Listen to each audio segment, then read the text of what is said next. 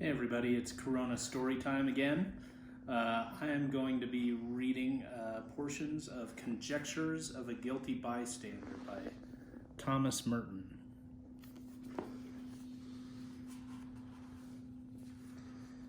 I want as many of the novices as possible to learn how to weave baskets.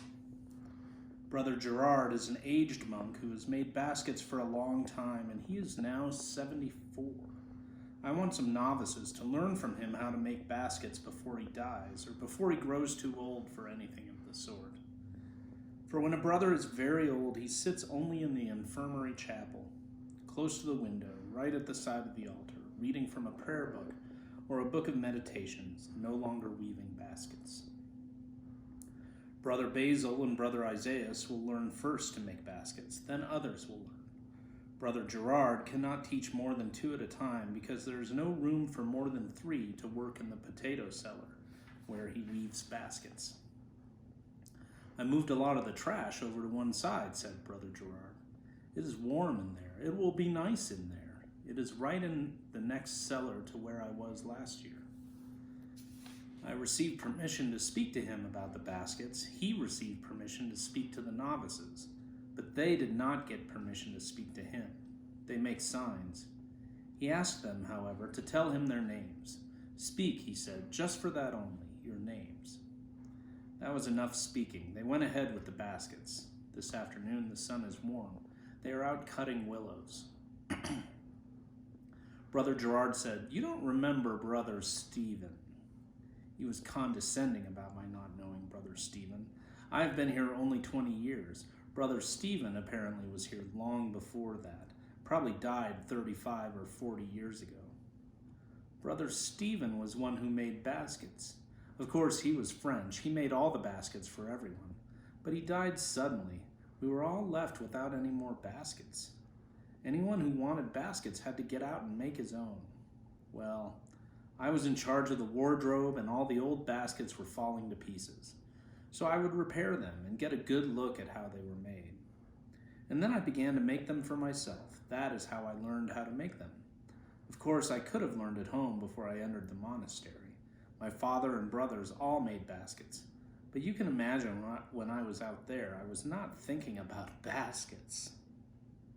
This evoked a very quiet laugh on his part, as if it were the greatest joke in the world to imagine him thinking about baskets when he was in the world. Then before, we had the cheese business, he continued. Brother Cellarer came to me and said, "Reverend Father needs money and he needs it bad. Why don't you go and see him about those baskets?" So I went to Reverend Father and he said, "How many baskets can you make in one day?" "Oh," I said, "the little ones I can probably make 3 or 4 of the little ones." And he said to me, "How much are we going to sell them for?" I said I thought about 75 cents a piece would probably be all right. But he said he thought $5 a piece would be more like it.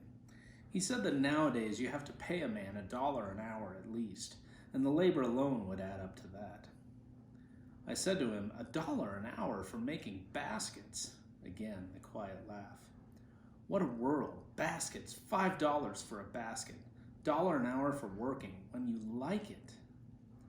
Captain Kinarney came around and he said if we put the baskets on sale in the gatehouse, he would be the first to buy one. We sold them for $3 and he bought the first one. Then that year we sold a lot of baskets. Everyone bought a basket. But the next year I did poorly. The same people came back and they already had baskets, so we didn't sell any. But when we opened up a new guest house and ladies were admitted to see it, then the brothers had the baskets spread all over the place, and the women saw them. The baskets went fast, but the gatekeepers were selling them for 50 cents sometimes. It depended. You could get a basket for any price you liked. "You are making the big ones again now?" I asked. "Yes," he said. I'm making some for the foundation in California. The ones they took out with them are all broken up. Brother Procurator was out there, and he just came back saying they needed baskets badly. So I said, "All right, I will make them 8 big ones." He held up 8 fingers, laughed quietly.